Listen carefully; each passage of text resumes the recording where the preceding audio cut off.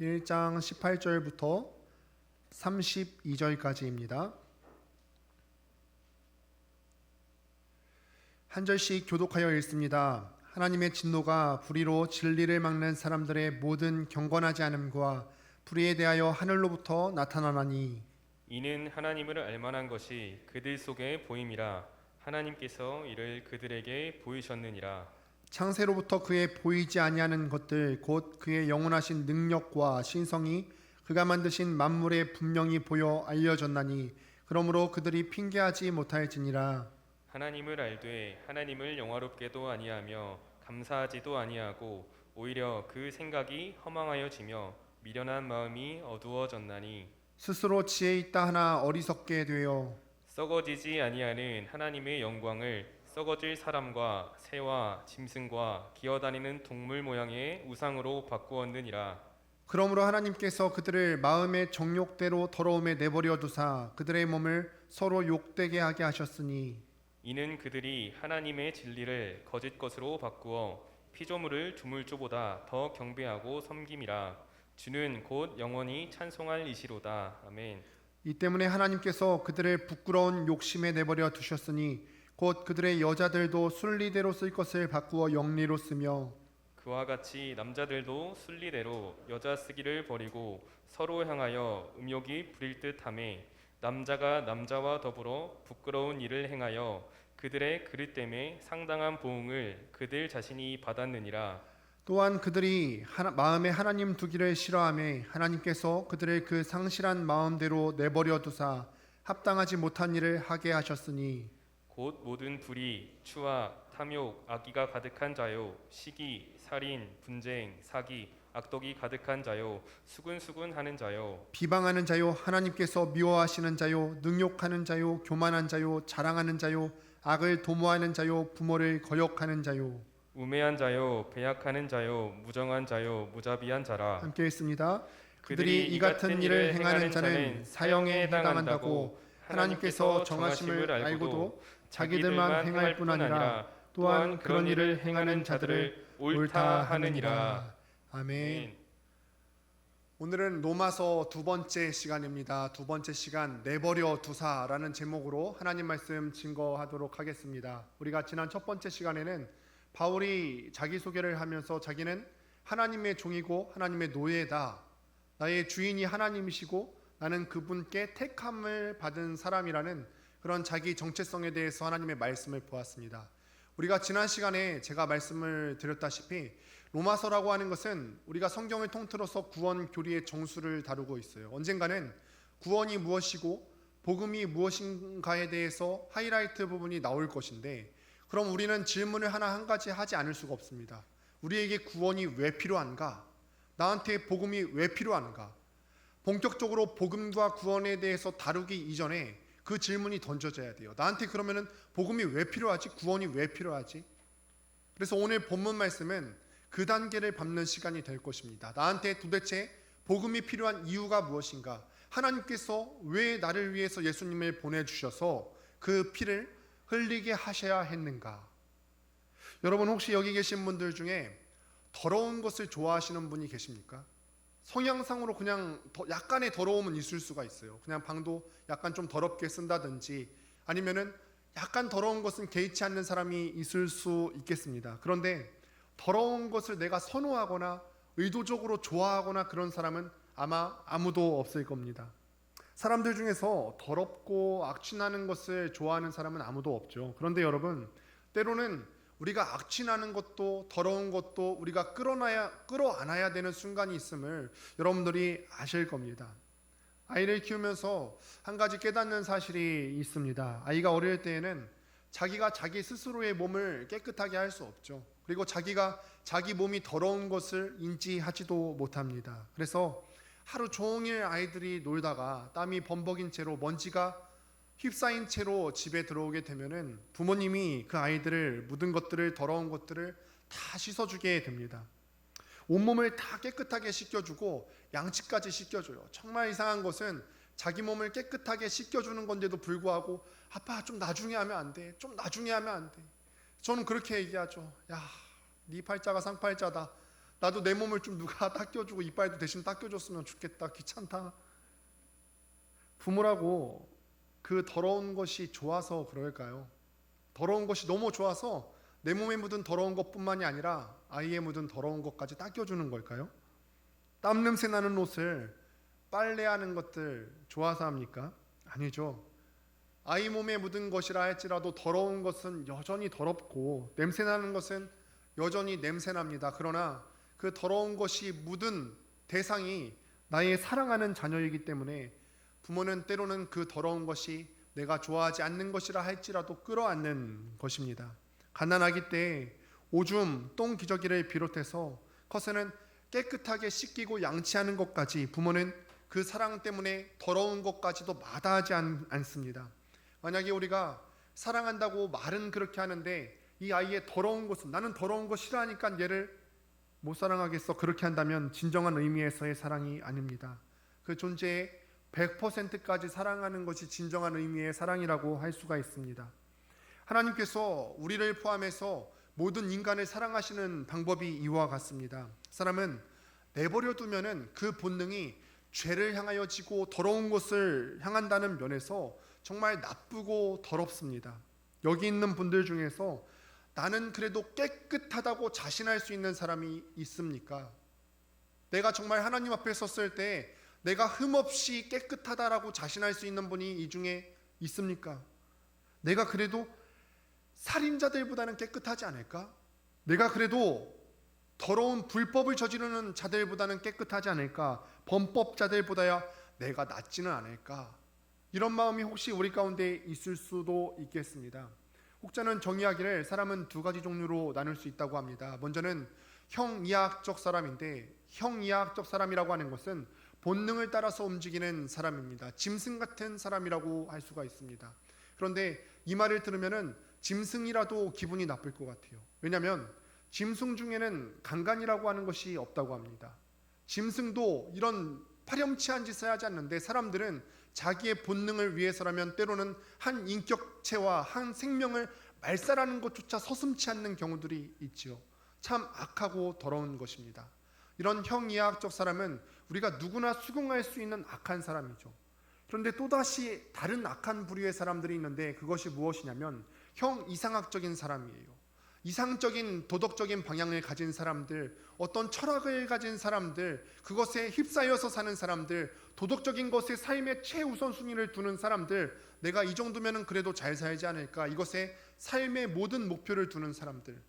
이 사람들의 잘못은 무엇이냐면 내가 하나님을 필요로 하지 않는다는 데에 있어요.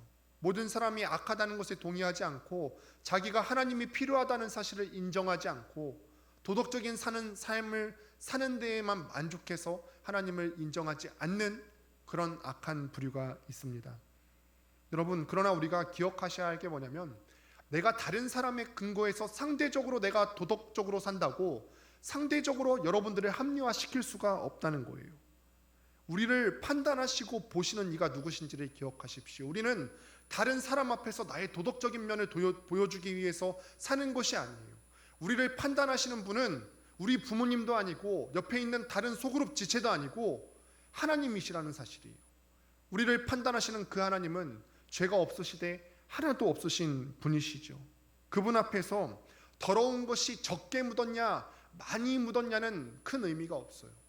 여러분, 우리가 깨끗한 사람 앞에서 오물이 묻었다고 봤을 때 똥이 묻었다고 한번 생각을 해보십시다.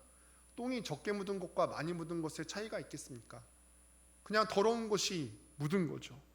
그저 모든 사람이 하나님 앞에서 다 더럽고 죄인이기 때문에 심판받을 수밖에 없는 것입니다. 그렇기 때문에 이 죄 때문에 더럽혀진 모든 사람은요 반드시 복음을 필요로 합니다.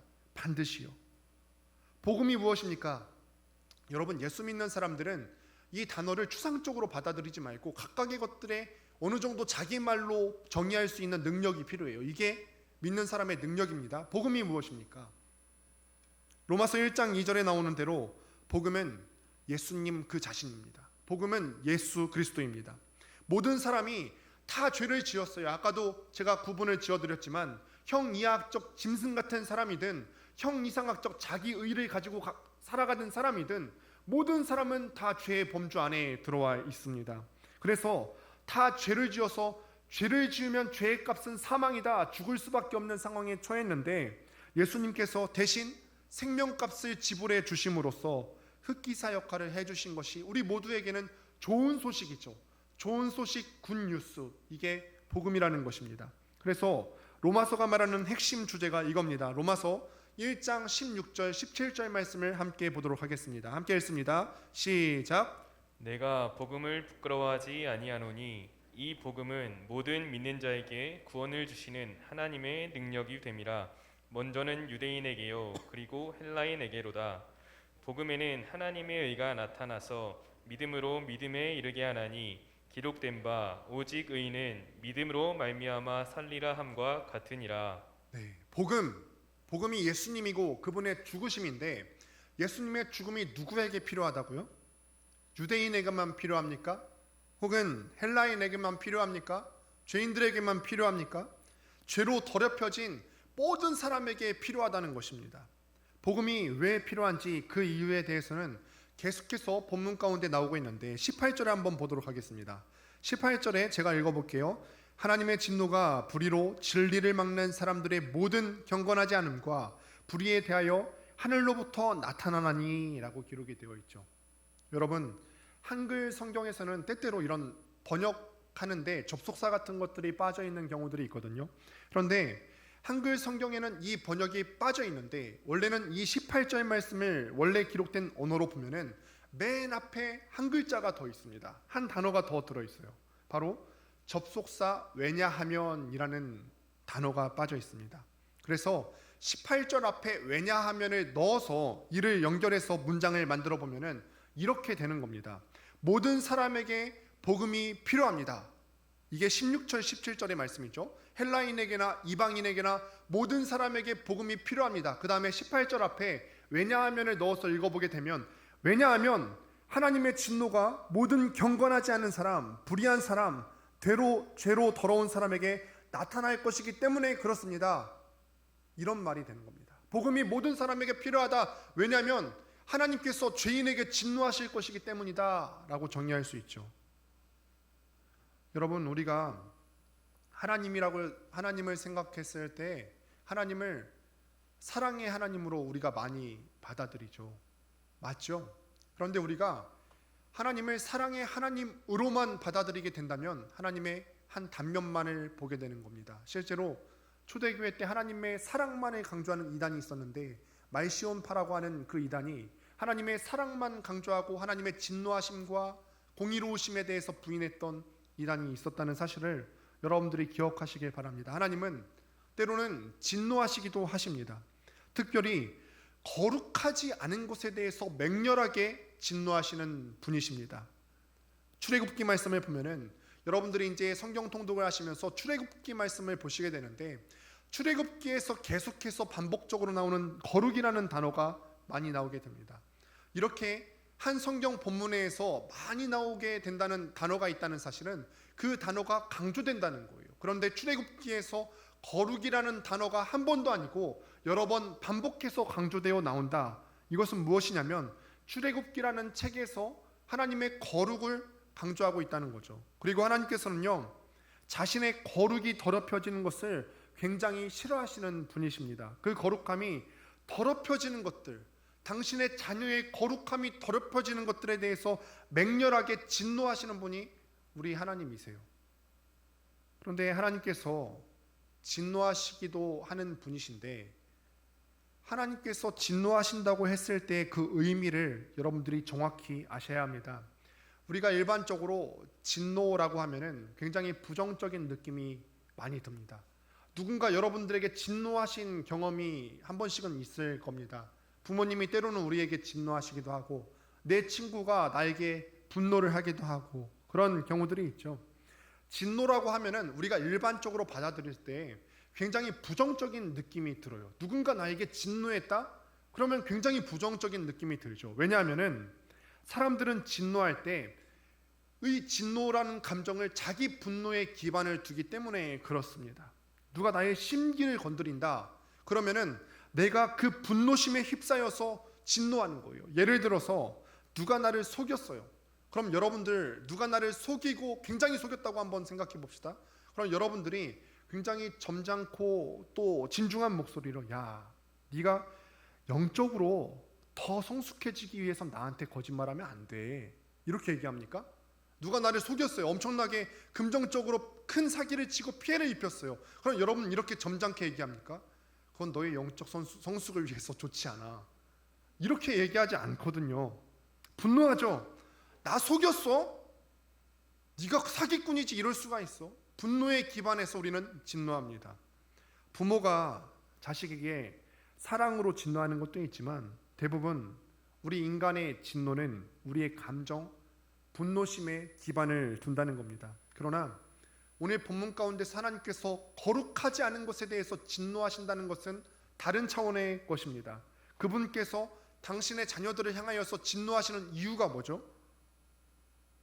사랑하시기 때문이죠. 호세아서에서 그렇게 이스라엘 사람들을 징벌하면서까지 하나님께서 진노하시는 이유가 뭐냐? 당신을 옆에 두고 바람피는 이스라엘 사람들을 여전히 사랑하시기 때문에 차마 죽일 수가 없어서 진노하시는 거죠. 우리가 다시 하나님께로 돌아오실 것을 기대하면서 하나님께서는 혼내시고 징벌하시는 것입니다. 그 진노의 밑바닥에는 우리의 파멸이 아니라 우리의 회복과 사랑이 있다는 것입니다. 우리가 정작 두려워해야 할 건 뭐냐면 하나님께서 우리에게 진노하시는 것이 아니에요. 왜냐하면 하나님께서 여전히 우리가 잘못했을 때 진노하신다고 하는 것은 우리에게 관심이 있으시다는 거거든요. 아, 여전히 우리를 사랑하셔서 돌아오기를 원하시는구나. 하나님이 여전히 우리에게 관심이 있으시기 때문에 진노하시는 거예요. 그런데 우리가 정말 무서워해야 하는 것은 무엇이냐면 무관심입니다. 내버려 두시는 거예요. 때때로 우리에게 징벌이 있을 때는 이것도 우리를 향하신 하나님의 사랑인 줄로 알아야 합니다. 물론 징벌을 받는 그 때에야 우리가 견딜 수 없이 힘들고 어렵지만 그 순간을 겪는 가운데 우리의 잘못을 깨닫고 하나님께로 결국은 돌아갈 수 있게 된다면 결론적으로는 이것이 우리에게 축복이 되거든요.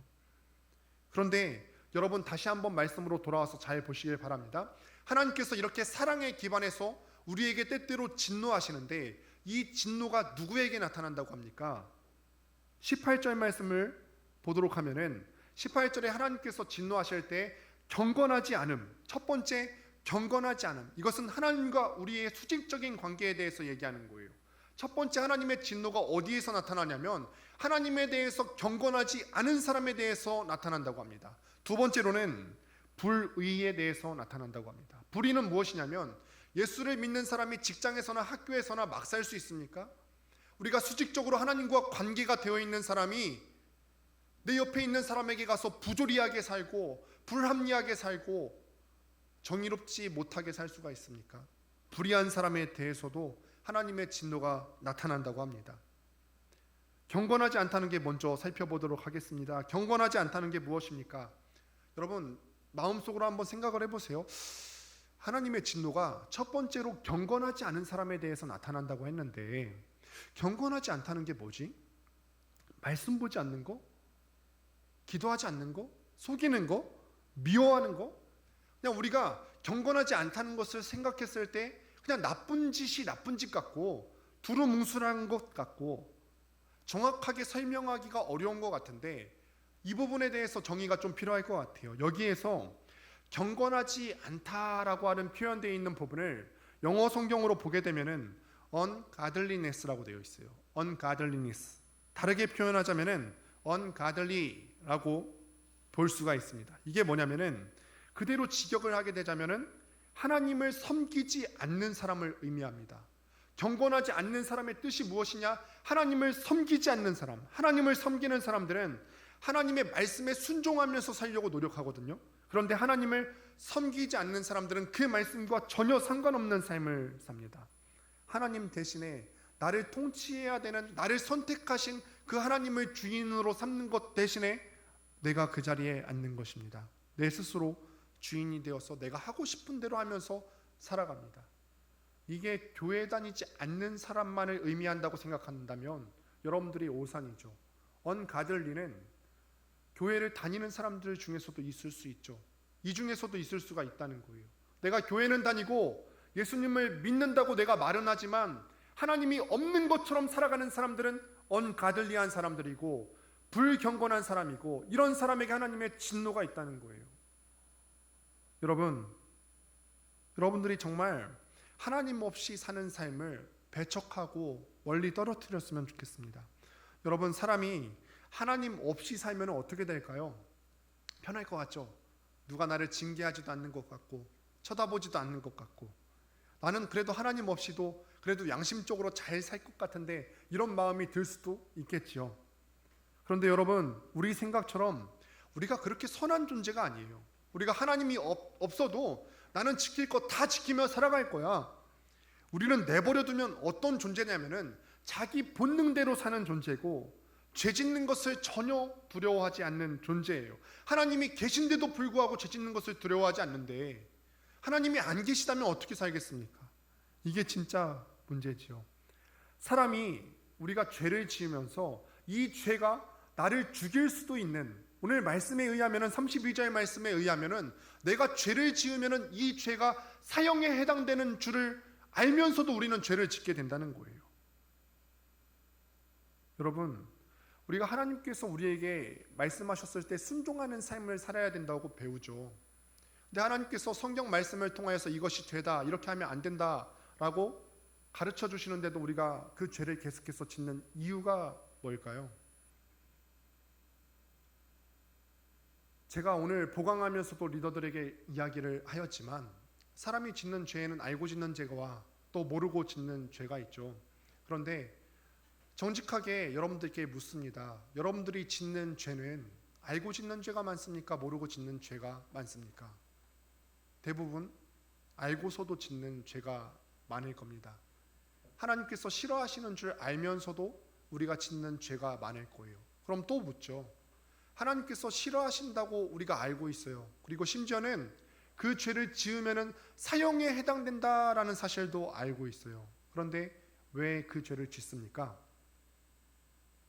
왜 그러냐면 너무 달콤하죠. 먼저 우리 형제들 같은 경우는 음란물에 중독되죠. 근데 우리가 음란물을 보면 안 된다는 사실을 알고 있어요. 하나님께서 이거에 대해서 진노하시고 증오하신다는 사실을 알고 있는데도 짓는 이유는 뭐냐면, 첫 번째로는 달콤하기 때문이죠. 각자에 따라서 중독이 되는 죄가 있을 겁니다. 자매들도 자매들 특유의 짓는 죄가 있을 겁니다. 알면서도 그 죄를 짓는 이유가 무엇입니까? 왜 알면서도 하나님께서 수군수군하는 자를 싫어하신다고 오늘 말씀에 기록이 되어 있는데, 그걸 싫어하시는 줄 알면서도 짓는 이유가 뭐죠? 달콤하니까요. 또 한 가지 이유는 무엇이냐면, 무섭지 않으니까 그렇습니다. 그 사형이 지금 이대로 직결 판정되어서 나타나지 않기 때문에 그래요. 여러분들, 음란물을 볼 때 하나님께서 항상 직결 판단하시면 어떻습니까? 뭐 천둥이 쳐서 보고 있는 모니터가 반으로 쫙 쪼개진다든지 이렇게 하면은 여러분들 안 보시렵니까? 직결 판정하면은 뭐 안 볼 수 있겠죠. 그런데 우리의 이 사형은 보류된 상태예요. 우리가 지금 죄를 짓는다고 해서 그 죄의 값이, 사형 판결이 없어진 게 아니라, 지금 당장 나에게 아무 일이 안 일어난다고 해서 괜찮은 것이 아니라 사형이 지금 보류된 상태라는 거예요. 또 한 가지는 하나님의 권위를 무시하는 거죠. 하나님께서 나에게 말씀하셨는데 내가 그 말을 안 듣는다. 정직하게 조금 더 직설적으로 얘기하면 하나님 무시하는 겁니다. 하나님 권위를 무시하는 거예요. 그렇지 않습니까?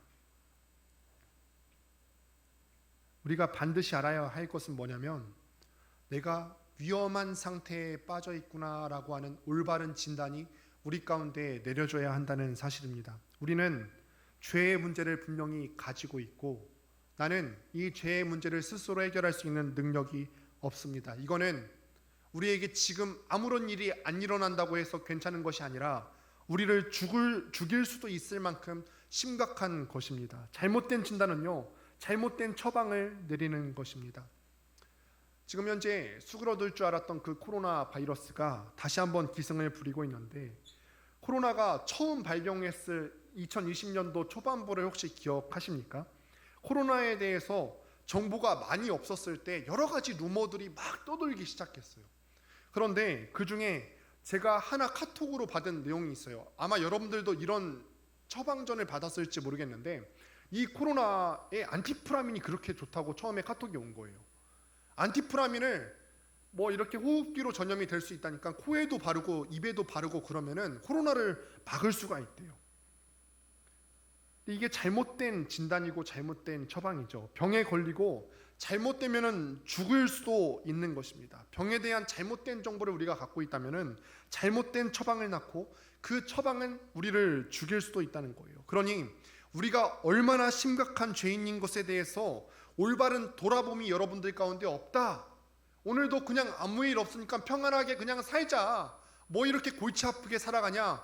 진단이 내려지지 않는다면 여러분 처방도 잘못 내려갈 것이고 죽을 수도 있습니다.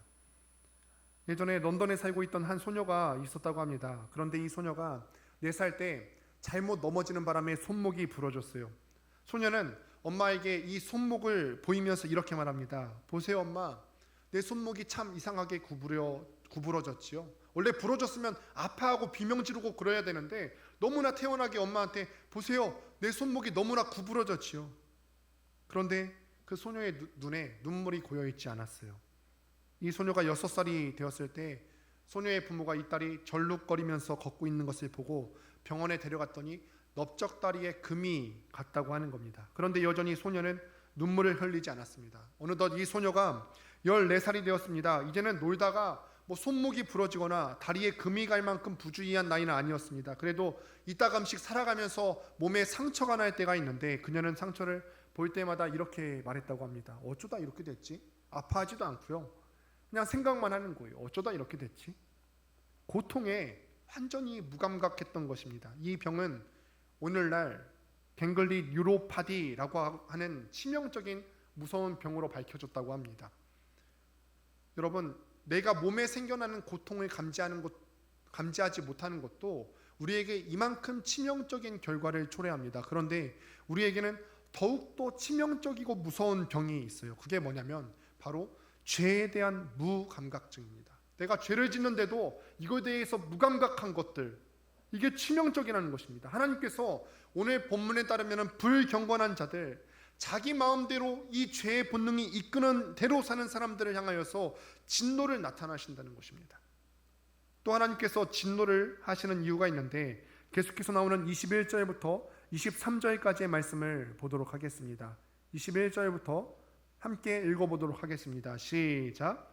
하나님을 알되 하나님을 영화롭게도 아니하며 감사하지도 아니하고 오히려 그 생각이 허망하여지며 미련한 마음이 어두워졌나니 스스로 지혜 있다 하나 어리석게 되어 썩어지지 아니하는 하나님의 영광을 썩어질 사람과 새와 짐승과 기어다니는 동물 모양의 우상으로 바꾸었느니라. 여러분, 하나님의 영광을 우상으로 바꾸었대요. 이 영광에 해당되는 히브리어가 카봇이라고 하는 단어인데 이 카봇이라고 하는 단어의 원뜻이 무엇이냐면 무게라고 하는 뜻을 갖고 있습니다. 무게. 구약에서는요, 어떤 것이 무게를 지녔다면 그것이 값어치 있는 것으로 인정이 됐습니다. 성경에 보면은 세겔이라고 하는 단위가 나오는 것을 여러분들이 보실 수가 있는데 이 세겔이라고 하는 것도 무게를 측정하는 단위입니다. 우리가 사는 사회의 무게 단위로 해서 금 1kg와 2kg 중에서 어떤 것이 더 가치가 있는 것으로 인정이 됩니까? 2kg가 더 가치가 있죠. 무게가 조금 더 무거운 것, 2kg가 가치가 있는 것은 당연한 것입니다. 어떤 것이 무거우면 무거울수록 그것이 더 가치 있는 것으로 여겨집니다. 더 많은 영광을 가진 것입니다. 하나님의 영광은 무엇이냐면 하나님이 갖고 있는 권위의 무게, 훌륭함 또는 가치의 정도입니다. 그렇기 때문에 우리가 하나님보다 더 다른 것에 무게중심을 둔다, 하나님보다 더 다른 것에 가치를 둔다는 것은 하나님께 돌려야 되는 그 영광을 쓸데없는 것으로 바꾼다는 것입니다. 오늘 본문에서 우리가 함께 읽은 23절 말씀을 보면 사람이나 새나 짐승이나 기어다니는 동물의 우상으로 지금 표현을 하고 있는데 그것 외에도 우리가 현 시대를 살아가면서 하나님에게 무게중심을 두어야 되는데 우리가 다른 곳에 더 무게를 둔다. 이거는 우상 숭배라는 겁니다. 하나님보다 물질의 무게를 더 두고 하나님보다 건강의 무게를 더 두고 하나님보다 명예나 취직이나 진로의 무게를 드는 것. 그래서 설교 중에 이런 부분이 자주 나오는 이유가 그거예요. 물질적인 것에 연연하지 말라. 중요하다. 직장 생활하는 것 중요한데 하나님보다 더 무게중심을 두지 말라 하는 이유가 바로 여기에 있습니다. 하나님께서는요, 하나님께 모든 영광을 올려야 드려야 되는데 하나님께 영광 올려드리지 않고 다른 피조물들을 영화롭게 하는 것들에 대해서 진노하시는 것입니다. 이렇게 우리가 하나님을 섬기지 않고 자기 자신이 본능대로 원하는 것을 섬기고 본능대로 사는 삶은 반드시 타락으로 나타나게 되어 있는데 몸과 마음에 있어서 둘 다 타락으로 나타나게 되어 있습니다. 특별히 오늘 본문 26절과 27절에 보면은 동성애에 대해서 다루고 있습니다. 오늘 본문뿐 아니라 성경 전체에서 이 동성애라고 하는 죄를 다루는 것은 명확하고 명료합니다. 본문에서 동성애에 대해서 어떻게 표현하고 있습니까? 순리가 아니라 영리라고 표현을 하고 있죠. 제가 언젠가도 영리와 순리에 대해서 설명을 하고 설교를 한 적이 있는데요. 자연스러운 것이 아니라는 거예요. 동성애는 영리다, 자연스러운 것이 아니다. 마음의 정욕대로 더러움에 내버려둔 결과 자연스럽지 않은 것으로 가게 되었다는 것입니다. 요즘 동성애에 관련해서 이슈가 참 많습니다. 퀴어 축제, 성소수자, 성전환 수술, 젠더 이슈가 참 많습니다. 제가 누차 이야기하지만 이에 대해서 우리 교단과 교회와 성경의 가르침은 확고합니다.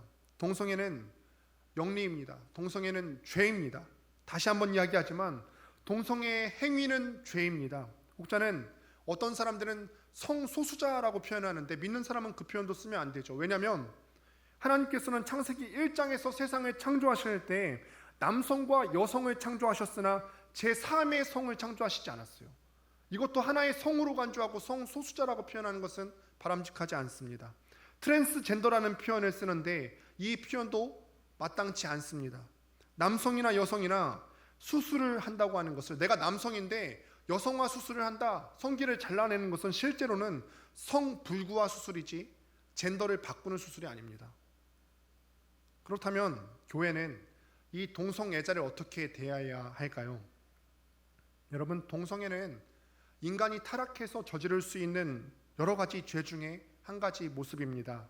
그 외에 다양한 죄가 있다는 사실을 여러분들이 아셔야 합니다. 동성애의 특이성과 중요성이 가볍다는 말은 아니지만 성경은 오히려 인간의 교만에 대해서 더 많은 비중을 들여서 이야기하고 있다는 사실을 여러분들이 또한 아셔야 합니다. 여러분 스스로의 모습을 한번 돌아보시기 바랍니다. 이 동성애 외에도 우리 가운데 교만하고 자기중심적인 모습이 얼마나 많습니까? 이렇게 교만한 우리들을 하나님께서 어떻게 하셨습니까? 여러분들이 지금 어떻게 이 자리에, 예배의 자리 가운데 앉아 계실 수가 있습니까? 하나님께서 내버려 두지 않으시고 용서하시고 받아주시고 회개할 수 있는 은혜를 주셨기 때문에 여러분들이 지금 이 자리에 앉아 있습니다. 동성애자에게도 동일하게 적용됩니다. 동성애자도 하나님께서 용납하시고 받아주십니다. 동성애자들이 구원을 받을 수 있습니까? 구원을 받을 수 있죠. 우리도 여러 가지 다른 형태의 죄를 지었지만 회개하고 예수님의 구주로 고백하면은 우리가 구원을 받을 수 있듯이 동성애자들도 회개하고 그 행위를 돌아서고 예수를 주로 고백하면은 구원받을 수 있는 길이 있습니다. 또 하나님께서 우리에게 말씀하시기를 이웃을 사랑하라고 하시지 않았습니까? 그렇다면 동성애자는 우리의 이웃의 범주에 들어옵니까? 들어오지 않습니까? 동성애자 또한 우리의 이웃의 범주에 들어오죠. 그렇기 때문에 교회는 우리의 이웃, 동성애자를 사랑으로 품고 그들이 어떻게 하면 돌아올 수 있을까에 대해서 많은 관심을 기울이셔야 합니다. 이것이 성경이 우리에게 가르쳐주는 바입니다. 하나님께서는요, 동성애를 사랑하시지 않습니다. 그러나 동성애자는 우리와 마찬가지로 용납하시고 사랑하는 존재들입니다. 또 보시면요, 우리 인간이 타락한 것이 어떤 모습으로 나타납니까? 29절부터 31절까지 굉장히 다양한 모습으로 나타납니다. 우리가 이거를 읽으실 텐데 나에게 해당되는 죄는 어떤 것이 있는지 무겁고 참혹한 마음으로 한번 읽어보시길 바랍니다. 29절부터 함께 읽습니다. 시작. 곧 모든 불의, 추와 탐욕, 악의가 가득한 자요, 시기, 살인, 분쟁, 사기, 악독이 가득한 자요, 수군수군하는 자요, 비방하는 자요, 하나님께서 미워하시는 자요, 능욕하는 자요, 교만한 자요, 자랑하는 자요, 악을 도모하는 자요, 부모를 거역하는 자요, 우매한 자요, 배약하는 자요, 무정한 자요, 무자비한 자라. 엄청 많습니다. 20개가 넘는 것 같은데요. 여기 계신 분들 중에서 지금 나열한 이 죄 중에 해당이 하나라도 안 되신 분 계십니까? 적어도 하나 이상, 하나가 뭡니까? 하나 이상 걸리는 죄들이 있으실 겁니다. 3-4개씩 해당이 되지 않습니까? 그런데 이런 마음들이 언제 우리 안에 있다고 하죠? 28절 말씀에 보면은 우리가 마음에 하나님 두기를 싫어할 때, 언가들리한 삶을 살기로 결단할 때, 하나님이 계시면은 괜히 피곤하니까, 내가 죄에 대해서 깨달으면 깨달을수록 내 삶을 올가매는 것 같고 피곤해지니까 하나님 두기를 싫어하는 거예요. 이렇게 싫어할 때 우리 마음 가운데 이런 타락한 상태의 모습들이 나타난다고 하는 것입니다. 여러분, 언젠가 설교 중에도 말씀을 드린 바가 있습니다만, 하나님께서는요, 당신의 자리를 다른 무엇과 나누기를 싫어하시는 분이세요. 여러분들의 100%를 원하는 것이지 99%를 가지시고 1%라도 다른 것과 나누기를 원하지 않는 분이 바로 우리 하나님이십니다. 하나님을 생각하는 사람은 하나님만 생각하는 것이고, 죄를 생각하는 사람은 죄만 생각하는 것입니다. 그 중간지대가 없어요. 내가 교회에는 한쪽 발에 담그고 있고 한쪽 발은 직장에 있는 것 같다, 이렇게 말로 표현할 수가 있지 않다는 거예요. 죄면 죄고 하나님이면 하나님입니다. 그래서 로마서 8장 5절에 보면은 육신을 따르는 자는 육신의 일을, 영을 따르는 자는 영의 일을 생각한다고 했습니다. 둘이 섞일 수가 없는 것입니다. 그러면은 다시 한번 물어볼 수가 있겠네요. 우리 스스로에게 물어보면은 우리는 둘 중에 한 가지만 해당이 된다고 했는데, 둘 중에 한 가지 해당이 된다면 우리는 어디에 속한 사람입니까? 육신에 속한 자입니까? 아니면 영에 속한 사람입니까? 어쩌면은 많은 사람들이 육신에 속한 자라고 생각할 수 있을 것 같습니다. 어떻게 지금 방금 나열한 이 수많은 죄들을 다 피할 수 있겠습니까? 오늘 함께 읽은 18절부터 지금까지 얘기하고 있는 게 딱 이거 하나라는 거예요. 우리는 다 죄인이다. 한 가지의 죄도 피할 수 없을 정도로 다 우리에게 해당되는 죄인이다. 하나님의 진노가 우리에게 임할 수밖에 없는 상태다. 이대로 우리가 계속하게 된다면 하나님께서 우리를 내버려 두실 수밖에 없는 그런 참혹한 상태에 이르렀다. 우리 상태에 대해서 얘기하는 겁니다. 18절부터 오늘 우리가 함께 읽은 32절까지 얘기하고 있는 바는 딱 하나, 우리는 죄인이고 우리는 최악이고 우리는 그렇기 때문에 구원이 필요한 사람이다. 자력으로 갱생할 수 없다. 교육으로 바뀔 수 없다. 계몽으로 사람을 바꿀 수가 없다.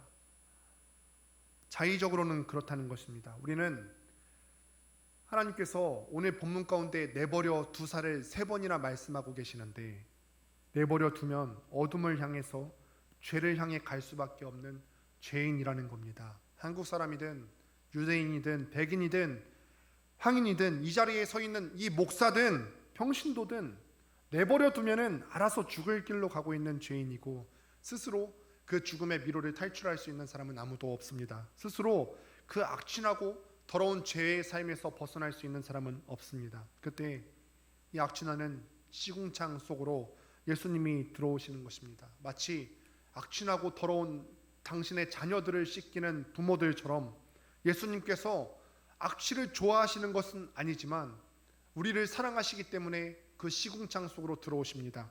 우리를 사랑하시는 하나님께서 우리를 살리려고 예수님 복음을 우리 가운데 던져주신 것입니다. 여러분, 우리의 죄가 더러우면 더러울수록 복음의 은혜가 큰 거죠. 예수님께서도 누가복음 7장 47절에 말씀하시기를 더 많이 용서받을수록 더 많이 사랑한다고 했습니다. 이 사실을 여러분들이 기억하시기를 바랍니다. 사랑하는 여러분, 말씀을 마무리합니다. 이 시간 가운데 여러분들의 상황을 정확하게 진단할 수 있게 되기를 바랍니다.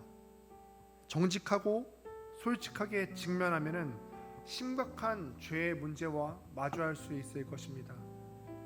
피곤한 작업이 아니에요. 주님께서 지금 우리의 상태를 이대로 내버려 둘 수밖에 없는 처참함이 우리 가운데 있습니다. 그런데 여러분, 우리가 지금 이런 상태에 있다고 스스로 진단이 내려지더라도 좌절하지 마십시오. 여러분들이 빠져있는 그 죄의 구덩이가 깊으면 깊을수록, 크면 클수록 건져줄 수 있는 하나님의 은혜가 크다는 사실을 또한 여러분들이 기억하셨으면 좋겠습니다. 여러분, 우리는 악취나는 죄인들이지만 하나님께서 우리를 사랑하시기 때문에 우리의 그 더러움과 악취까지도 껴안으신다는 사실을 기억하시고 감사하면서 또한 하루하루를 살게 되시기를, 감사하면서 그 복음의 은혜를 누릴 수 있게 되기를 주님의 이름으로 축복합니다. 함께 이 시간에 다 같이 일어나서 찬양하겠습니다. 하나님의 사랑